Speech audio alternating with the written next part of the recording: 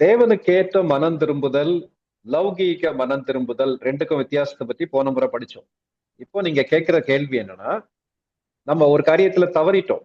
அதாவது கர்த்தரை சார்ந்து கொள்வதற்கு பதிலாக மனிதர்களை சார்ந்து கொண்டோம். ஆனா கர்த்தர் உணர்த்தி அதை விட்டு வெளியே வந்துட்டோம். ஆனா இப்படி சார்ந்து கொண்டாயே, இப்படி நீ தப்பு பண்ணிட்டியே, பாவம் செஞ்சுட்டியே, அல்லது எனக்கு பிரியம் இல்லாத காரியத்தை, கடவுளுக்கு பிரியம் இல்லாத காரியத்தை செஞ்சுட்டியேன்னு சொல்லி நம்முடைய மனசாட்சி நம்மை தொடர்ந்து வாதிப்பது அல்லது பாரப்படுவது. அதான் உங்க கேள்வி இல்லையா?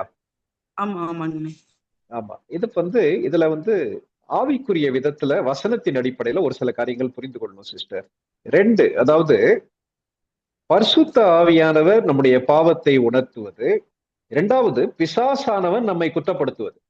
பரிசுத்த ஆவியானவர் நம்முடைய பாவத்தை உணர்த்துவது, பிசாசானவன் குற்றப்படுத்துவது. பரிசுத்த ஆவியானவர் என்ன செய்வார்னா, அவருடைய முக்கியமான பணி என்னன்னா, நான் பாவம் செய்யும் போது, தேவனுக்கு பிரியமில்லாத காரியத்தை செய்யும் போது, தேவனை விட்டு விலகும் போது என்னை மறுபடியும் பழைய வழிக்கு கொண்டு வந்துருவார். கர்த்தருடைய வழியில கொண்டு வருவார். என்னை உணர்த்துவார்.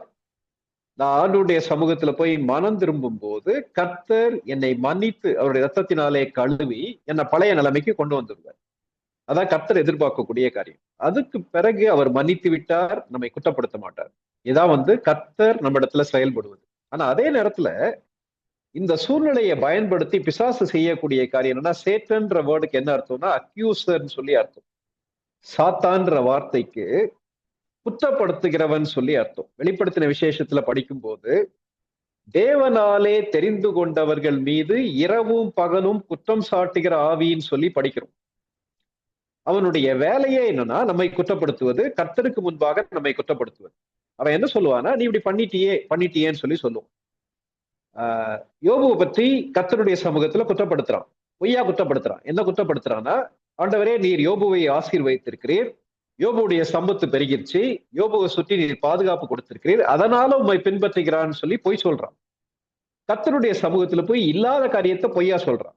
கர்த்தருடைய சமூகத்திலையும் சொல்லுவான், நம்மையும் குற்றப்படுத்துவான். நீ பயங்கர பாவி, நீ பயங்கர மோசமான ஒரு ஆளு, அல்லது நீ தவறிட்ட, கர்த்தர் உன்னை மன்னிக்கல, இப்படி பண்ணிட்டியேன்னு சொல்லி அக்யூஸ் பண்ணிக்கிட்டே இருக்கிறது. That is not from the holy spirit. அது பரிசுத்த ஆவியானவர் இடத்துல இருந்து வர்றதே கிடையாது. இது யார்கிட்ட இருந்து வருது? பிசாசுகிட்ட இருந்து வருது. அப்படி வரும்போது நம்ம திரும்ப வேண்டிய இடம் தெரியுமா? கர்த்தரை நோக்கி தான் திரும்பணும்.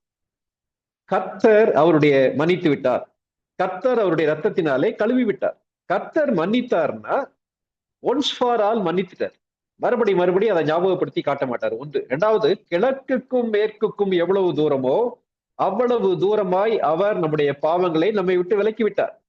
கடலின் ஆழங்கள்ல போட்டுட்டார். ஆகவே கர்த்தர் மறுபடியும் ஞாபகப்படுத்தி அப்படி பண்ணிட்டியேன்னு சொல்லி சொல்ல மாட்டார். அதனால ஆண்டவரே உம்முடைய மன்னிப்பை நம்பி ஏற்றுக்கொள்ள எனக்கு கிருபை தாருன்னு சொல்லி ஜெபிக்கலாம். அநேக நேரங்கள்ல கர்த்தர் மன்னித்து விடுவார், நம்மாலே நம்ம மன்னிக்க முடியாது. ஐயோ நான் அப்படி பண்ணிட்டேனே ரெக்ரெட் பண்றது. அந்த ஒரு குற்ற உணர்வு பிசாசு கொண்டு வரானான்றதை பார்த்து, அப்படி ஒரு உணர்வு நமக்குள்ள வரும்போது, அப்பாலே போ சாத்தானே, கர்த்தர் என்னை மன்னிச்சிட்டார், நான் தவறுனது உண்மைதான், கர்த்தருக்கு பிரியமில்லாத காரியத்தை செஞ்சது உண்மைதான், மனிதர்களை சார்ந்து கொண்டது உண்மைதான், ஆனா கர்த்தருடைய சமூகத்துல நான் மன்னிப்பு கேட்டபோது அவரை மன்னித்து விட்டார், ஏற்றுக்கொண்டு விட்டார்னு சொல்லி நம்ம சொல்லும் போது அதுல இருந்து விடுதலை கிடைக்கும் சிஸ்டர். அதனால உங்களுடைய உணர்வுகள் அல்ல, பிசாசு குற்றப்படுத்துறது இல்ல, வசனத்தை சார்ந்து கொள்ளுங்கள், கர்த்தருடைய அன்பை சார்ந்து கொள்ளுங்கள்.